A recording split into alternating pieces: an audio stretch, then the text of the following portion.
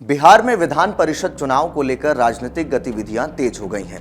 राज्य में विधान परिषद की सीटों के लिए नामांकन प्रक्रिया 1 जून से शुरू हो चुकी है, लेकिन अब तक किसी भी राजनीतिक दल ने अपने उम्मीदवारों के नाम की आधिकारिक घोषणा नहीं की है। इसी बीच जनता दल यूनाइटेड यानी जदयू में भी उम्मीदवारों के चयन को लेकर मंथन जारी है। गुरुवार को जदयू के कार्यकारी अध्यक्ष संजय झा और मंत्री निशांत कुमार के दिल्ली रवाना होने के बाद राजनीतिक गलियारों में चर्चाओं का दौर तेज हो गया है। सूत्रों के मुताबिक दिल्ली में जदयू की महत्वपूर्ण बैठक हो सकती है, जिसमें विधान परिषद चुनाव के उम्मीदवारों के नामों पर अंतिम मुहर लगाई जाएगी। माना जा रहा है कि इस बैठक में पार्टी नेतृत्व आगामी राजनीतिक रणनीति और उम्मीदवारों के चयन पर विस्तार से चर्चा करेगा। बताया जा रहा है कि शुक्रवार शाम तक संजय झा और निशांत कुमार के पटना लौटने की संभावना है। इसके बाद पार्टी की ओर से उम्मीदवारों के नामों की घोषणा की जा सकती है। बिहार में इस बार विधान परिषद की कुल 9 सीटों पर चुनाव होना है, जबकि 1 सीट पर उपचुनाव भी कराया जाएगा। ऐसे में सभी राजनीतिक दल अपने अपने समीकरण साधने में जुटे हुए हैं। एनडीए और महागठबंधन दोनों खेमों में उम्मीदवारों के नामों को लेकर लगातार बैठकों और चर्चाओं का दौर जारी है। इस पूरे घटनाक्रम के बीच सबसे अधिक चर्चा मुख्यमंत्री नीतीश कुमार के पुत्र निशांत कुमार को लेकर ही हो रही है।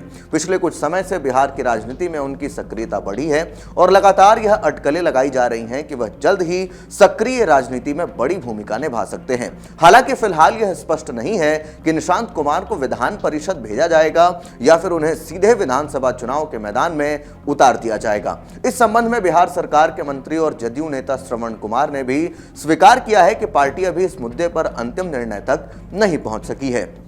उन्होंने कहा कि निशांत कुमार के राजनीतिक भविष्य को लेकर पार्टी स्तर पर विचार विमर्श जारी है और उचित समय पर निर्णय लिया जाएगा। यही वजह है कि दिल्ली दौरे को काफी अहम माना जा रहा है।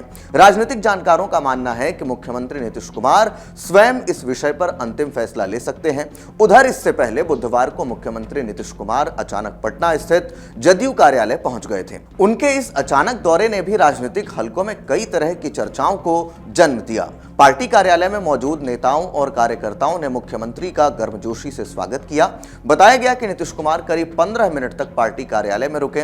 इस दौरान उन्होंने वहां मौजूद कार्यकर्ताओं और जन सुनवाई के लिए पहुंचे लोगों से बातचीत भी की। हालांकि उस समय कोई मंत्री कार्यालय में मौजूद नहीं था। मुख्यमंत्री का यह दौरा ऐसे समय में हुआ जब विधान परिषद चुनाव और आगामी विधानसभा चुनाव को लेकर पार्टी के भीतर रणनीतिक तैयारियां चल रही हैं। दरअसल जदयू आगामी चुनाव को देखते हुए संगठन और नेतृत्व दोनों स्तरों पर महत्वपूर्ण फैसले लेने की तैयारी में है। ऐसे में दिल्ली में होने वाली संभावित बैठक को केवल विधान परिषद चुनाव तक सीमित नहीं माना जा सकता, बल्कि इसे पार्टी के भविष्य की राजनीतिक दिशा तय करने वाली बैठक के रूप में भी देखा जा रहा है। अब सभी की निगाहें दिल्ली में होने वाली संभावित बैठक और मुख्यमंत्री नीतीश कुमार के फैसले पर टिकी है।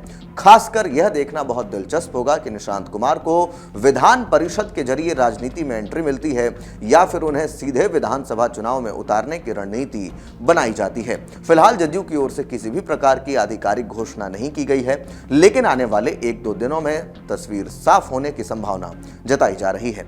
निशांत कुमार के सीधे चुनाव लड़ने को लेकर आप क्या कुछ सोचते हैं? क्या निशांत कुमार सीधे चुनाव लड़ेंगे या अपने पिता की तरह विधान परिषद के सदस्य बनकर के बिहार के चुनाव में बिहार की राजनीति में आगे बढ़ेंगे? आप क्या कुछ सोचते हैं? कमेंट बॉक्स में हमें अपनी राय लिखकर जरूर दें। धन्यवाद। आपके राज्य की खबरें, आपके शहर की खबरें सबसे पहले जानने के लिए देखते रहें अमर उजाला।